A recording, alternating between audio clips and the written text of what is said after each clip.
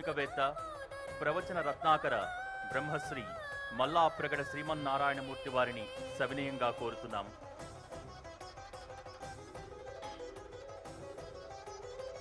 వందే వందారు మందారం వందే వందారు మందారం ఇందిరానంద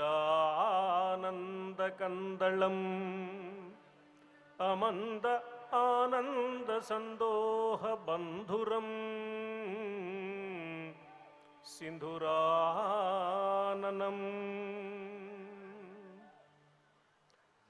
జగత్పితరులైన పార్వతీ పరమేశ్వరుల దివ్య పాదార విందాలకు సభక్తిక ప్రణామాలు సహస్రాధికంగా మునుముందుగా సమర్పించుకుంటూ, విఘ్నవారకుడు విజయకారకుడు అయిన గణాధిపతి పాద సన్నిధికి సభక్తికంగా నమోవాకాలు సమర్పిస్తూ, భక్తి టీవీ నిర్వహిస్తున్న అపురూపమైన కార్యక్రమం, సార్థకమైన కార్యక్రమం, సాహసోపేతమైన కార్యక్రమం కోటి దీపోత్సవంలో 5 రోజులు గడిచి 6వ రోజులోకి అడుగుపెట్టి అశేష భక్తజనులలో భక్తిభావాన్ని పరిపుష్టం చేస్తూ ముందుకు సాగుతున్న పరమాద్భుతమైన కార్యక్రమాన్ని దీక్షతో దక్షతతో నిర్వహిస్తున్న భక్తి టీవీ యాజమాన్యం శ్రీమతి రమాదేవి గారు, శ్రీ నరేంద్ర చౌదరి గారులను మునుముందుగా హృదయపూర్వకంగా అభినందిస్తున్నాను. వారి కనుసన్నలలో మెలగుతూ కార్యక్రమాలను సర్వాంగ సుందరంగా రూపొందించడానికి నిర్వహించడానికి మహత్తరమైన లక్ష్యాన్ని బృహత్తరమైన ప్రణాళికతో అమలు జరుపుతున్న భక్తి టీవీ సిబ్బంది మొత్తాన్ని హృత్పూర్వకంగా అభినందిస్తున్నాను. ఈ కోటి దీపోత్సవంలో పాల్గొంటూ భక్తిభావాన్ని పెంపొందించుకుంటూ జన్మ సార్థకత కోసం ప్రయత్నిస్తున్న అశేష భక్తజనులందరికీ సాధువాదాలు సమర్పిస్తున్నాను. ఏనాడో పరమేశ్వరుడు జ్యోతిర్లింగ రూపంలో బ్రహ్మ విష్ణువుల మధ్యలో ఆవిర్భవిస్తే, ఒక జ్యోతి స్తంభం ఆవిర్భవిస్తే దాని తుది మొదళ్ళు కనుగొనలేకపోయారు బ్రహ్మదేవుడైనా మహావిష్ణువైనా. ఆ కథ శివపురాణంలో ఉంది. అనంతమైన విశ్వవ్యాప్తమైన దివ్య చైతన్యం జ్యోతి స్వరూపంగా లింగరూపంగా ఆవిర్భవించింది కాబట్టి పరమేశ్వర సన్నిధానంలో ఈ పవిత్రమైన కార్తీక మాసంలో జ్యోతిని వెలిగించి మనం దీపోత్సవం జరుపుకోవడం అనూచానంగా వస్తున్న ఒకానొక పవిత్రమైన సంప్రదాయం. అందున కార్తీక మాసం అగ్ని సంబంధమైన కృత్తికా నక్షత్రానికి చెందింది కాబట్టి అగ్నిన పాతు కృత్తికా అన్నారు. అటువంటి సమయంలో కోటి దీపోత్సవం, కోటానుకోట్ల దీపాలు వెలుగుతున్నాయి. ఆశ్చర్యం, ప్రమిదలు వేరుగాని వెలుగుతున్న దీపం ఒక్కటే. ఆ వెలుగుతున్న ఒకే ఒక్క దీపం ఏమి చెబుతున్నది మనకి? ప్రాణులు వేరు, జీవులు వేరు. ఇందరు ప్రాణులలో ఇందరు జీవులలో వెలుగుతున్న ఆత్మశక్తి ప్రాణదీపం ఒకే ఒక్కటి సుమా. వేరువేరుగా కనిపిస్తున్న మనమంతా ఒక్కటే, ఒకే చైతన్యానికి ప్రతీకలం. అది సనాతనమైన భారతీయ సంస్కృతి యొక్క దివ్య వైభవం. సనాతన సంప్రదాయంలో దాగిన ఆంతర్యాన్ని అమలు జరుపుతూ అందరి హృదయాలలో జ్ఞాన జ్యోతిస్సులు వెలగడానికి వీలైన పరమాద్భుతమైన కార్యక్రమం భక్తి టీవీ కోటి దీపోత్సవం. ఈ సందర్భంగా ఈ ప్రాంగణాన్ని సర్వదేవతామయం చేస్తున్నారు. ఒక్కొక్క నాడు ఒక్కొక్క వేడుక. ఈనాడు మహాద్భుతమైన కార్యక్రమం. కాజీపేట శ్వేతమూలార్క గణపతికి అభిషేకం, గరిక పూజ. శ్వేత అర్క మూల గణపతి. శ్వేతార్కం అంటే తెల్ల జిల్లేడు. ఆ తెల్ల జిల్లేడు మూలం గణపతికి నిలయం అన్నారు. ఆ శ్వేతార్క మూల గణపతి కాజీపేట నుంచి ఈనాడు ఈ ప్రాంగణానికి రావడం, అభిషేకాన్ని గరిక పూజను అందుకోవడం భక్తజనుల అదృష్ట విశేషం. ఎందుకని అంటే శ్వేత అర్కమూలంలో ఎందుకున్నాడు స్వామి అంటే మూలాధారానికి అధిపతి అయిన పరమాత్మ కాబట్టి. మానవ దేహంలో మూలాధారం నుంచి సహస్రారం వరకు యోగ శక్తిని ప్రచోదనం చేసుకోవడానికి కావలసిన మజిలీలు ఉన్నాయి. లౌకికమైన ప్రయాణంలో ఎన్నో మజిలీలు ఉన్నట్లుగా ఆధ్యాత్మికమైన సాధనకు సంబంధించిన ప్రయాణంలో కూడా ఉన్న మజిలీలలో మొట్టమొదటిది మూలాధారం. అన్నారు ముత్తుస్వామి దీక్షితుల వారు, మూలాధార క్షేత్రస్థిత అని వాతాపి గణపతిం భజే అన్న కీర్తనలో. అందువల్ల మూలాధారంలో ఉన్న గణపతిని శ్వేతార్కమూల గణపతిగా దర్శించి ఆ స్వామిని అభిషేకించడం అంటే సహస్రారం నుంచి మూలాధారం వరకు సాధకుడి అంతరంగంలో జరిగే పరమాద్భుతమైన దివ్యాభిషేకమే శ్వేతార్కమూల గణపతికి ఈనాడిక్కడ జరిగే అభిషేకం. అంతేకాదు ఆ స్వామికి గరికతో ఇక్కడ పూజ చేయడం ఎంత ఆశ్చర్యకరం. ఎవరికైనా గరికతో మనం పూజ చేస్తామా? ఒక్క గణపతికి మాత్రమే గరికతో పూజ చేస్తాం. సులభంగా దొరికేది గరిక. ఎంత సులభంగా దొరుకుతుందో అంత దుర్లభమైన దివ్యత్వాన్ని మనకు ప్రసాదించగలిగింది కూడా గరికయే. గరిక పవిత్రతకు సంకేతం. ఈ గరిక గడ్డిపోచగా ఉంటుంది, దర్భగా ఉంటుంది, రకరకాల రూపాలలో కనిపిస్తుంది. ఆనాడు రావణుడు మాట్లాడుతున్న కూడని మాటలు తాను ఏమాత్రం అంగీకరించనని చెప్పడానికి, ఆ అపవిత్రతను ఎదుర్కోవడానికి సీతమ్మ తృణమంతరతః కృత్వా ప్రత్యువాచ శుచిస్మిత అన్నారు వాల్మీకి మహర్షి. గడ్డిపోచ అడ్డువేసి మాట్లాడింది, అది గరిక. అపవిత్రతను ఎదుర్కొనేది గరిక. మనకు తెలుసు ఈ గరిక దర్భగా మారినప్పుడు గ్రహణ సమయంలో ఏ విధమైన విష సంబంధమైన వాయువుల ప్రభావము సోకకుండా అన్ని పదార్థాలను సంరక్షించుకోవడానికి ఈ గరికయే మనకు సహకరిస్తున్నది. ఈ గరిక గణపతికి చాలా ప్రీతిపాత్రమైనదట. ఎందువల్ల ప్రీతిపాత్రమవుతుంది? గరికకొక ప్రత్యేకత ఉన్నది. శతమూల శతాంకుర సహస్ర పరమాదేవి శతమూల శతాంకుర సర్వం హరతు మే పాపం దుర్వా దుస్వప్ననాశిని అన్నారు. సర్వం హరతు మే పాపం, సమస్తమైన పాప సంకల్పాలను నిర్మూలించగలిగిన పవిత్రమైన శక్తి గరికకు ఉన్నది. అది శతమూల శతాంకుర. మూలం అంటే వేళ్ళు, అంకురం అంటే పైన వచ్చే చివళ్ళు. అంటే ఎన్నో వేళ్ళు ఎన్నో చివళ్ళు కలిగింది. ఆ ఒక్కసారి గరిక ఎలా పెరుగుతోంది అని మనం గమనిస్తే భూమి లోపల మెలికలు మెలికలుగా తమలో తాము పెనవేసుకుపోయి ఉన్న వేళ్ళు దృఢంగా భూమిలో ఉంటాయి. అన్ని వేళ్ళు కలిసి ఉంటాయి. అందుకని ఎన్ని మొదళ్ళున్నాయో చెప్పలేము, అన్ని చివళ్ళు కూడా కనిపిస్తాయి. కాబట్టి ఇది శతమూల శతాంకుర అంటే వేరు దృఢంగా ఉండి చివళ్ళు విశ్వవ్యాప్తం కావడానికి వీలైన లక్షణం కలిగింది. మనలో కూడా భక్తిభావం వేళ్ళు గట్టిగా ఊనుకుని అది శతరూపాలుగా విశ్వవ్యాప్తం కావాలి. లోకోపకారానికి ఉపయోగపడే సంస్కారవంతుడుగా మానవుడు తన్ను తాను పరిణామం చెందించుకోవాలి. ఈ మహత్తరమైన లక్షణం ప్రతీకాత్మకంగా గరికలో ఉన్నది. కాబట్టి గణాధిపతికి గరిక అంటే అంత ఇష్టం అన్నారు. గణపతి హస్త నక్షత్రంలో ఆవిర్భవించాడు మనకు తెలుసు. హస్త నక్షత్రానికి చెందిన గణపతి బుధ గ్రహానికి చెందింది హస్త నక్షత్రం. బుధ గ్రహానికి సంకేత రూపంలో ఉన్నది జ్యోతిషం ప్రకారం ఆకుపచ్చ రంగు. ఈ గరిక కూడా ఆకుపచ్చ రంగులో ఉంటుంది. అందువల్ల కూడా గణాధిపతికి ఇష్టం.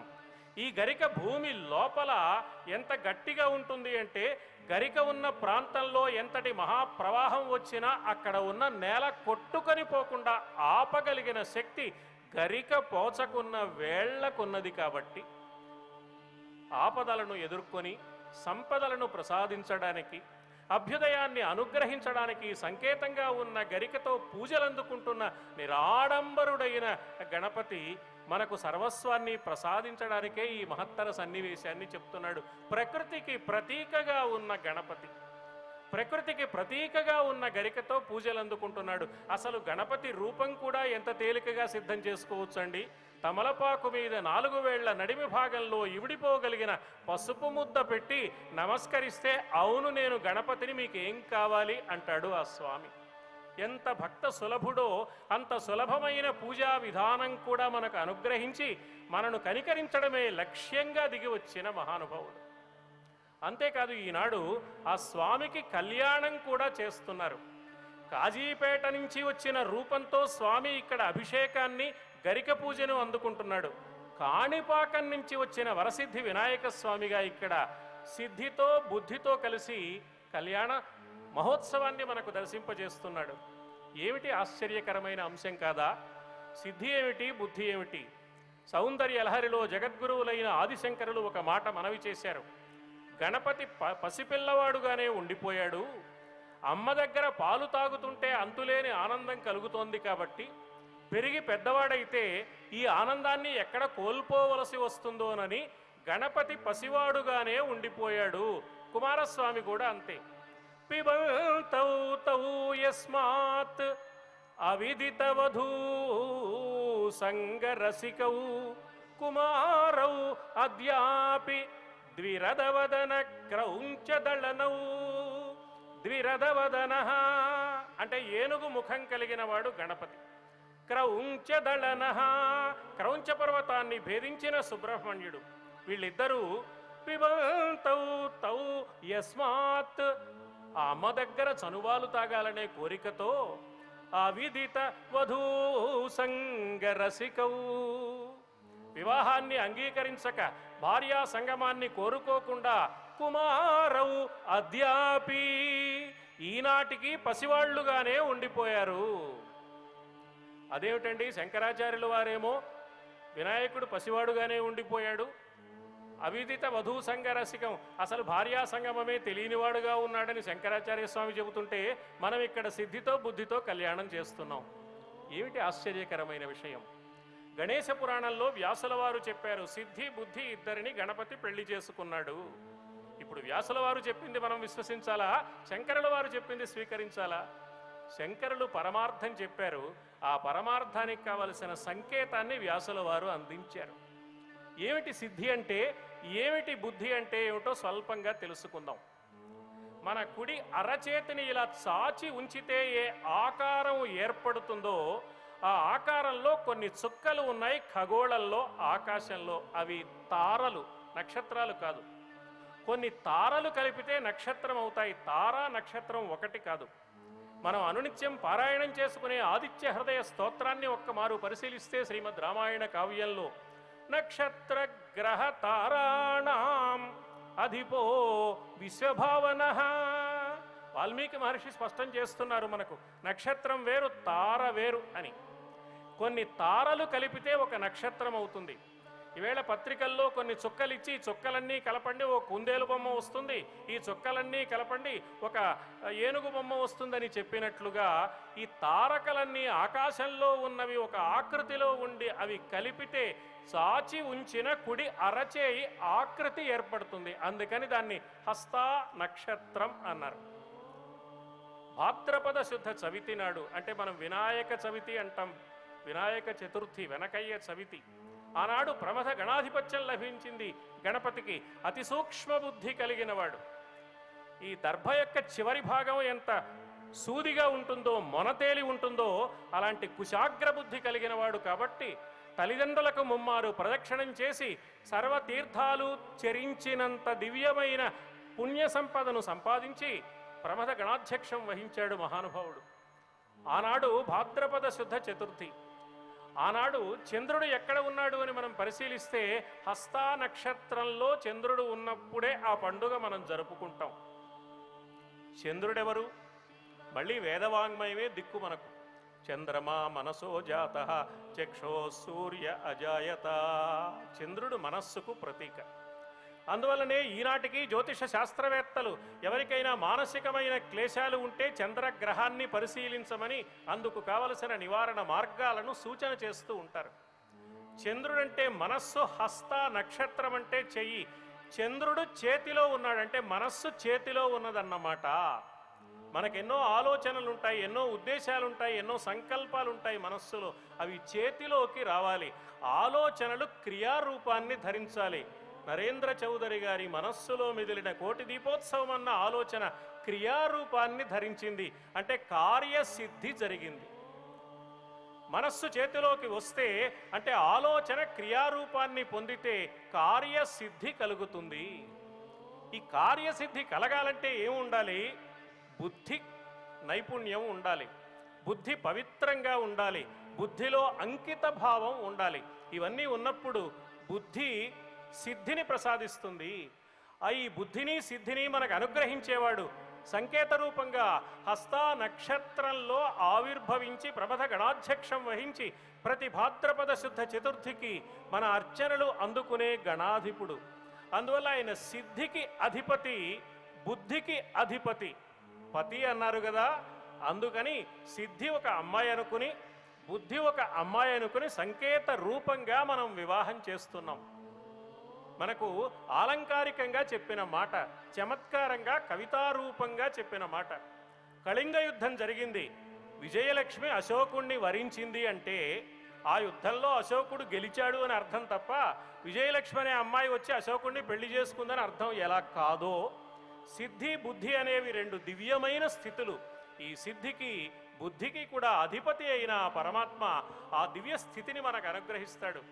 పరమాశ్చర్యంగా ఒక్క సంగతి ఉన్నది, ఆ ఒక్క మాట చెప్పి నేను ముగిస్తాను.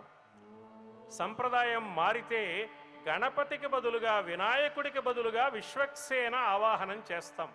అభ్యంతరం ఏం లేదు. పేరు మారిన తీరు మారలేదు, సన్నివేశం మారిన సందేశం మారలేదు. ఎంతటి భారతీయ సంస్కృతి ఔన్నత్యం మనం ఆలోచించాలి. ఆ విశ్వక్సేనుడి భార్యల పేర్లు జయా, సూత్రవతి. జయా సూత్రవతి సమేత విశ్వక్సేనం ఆవాహయామి అంటారు ఆనాడు ఋత్విగ్వరేణ్యులైన అర్చక స్వాములు. సూత్రవతి అంటే ప్రణాళికా సూత్రం కలిగింది, అందుకు బుద్ధి కావాలి. జయ అంటే కార్యం సిద్ధించింది, అది సిద్ధి అన్నమాట.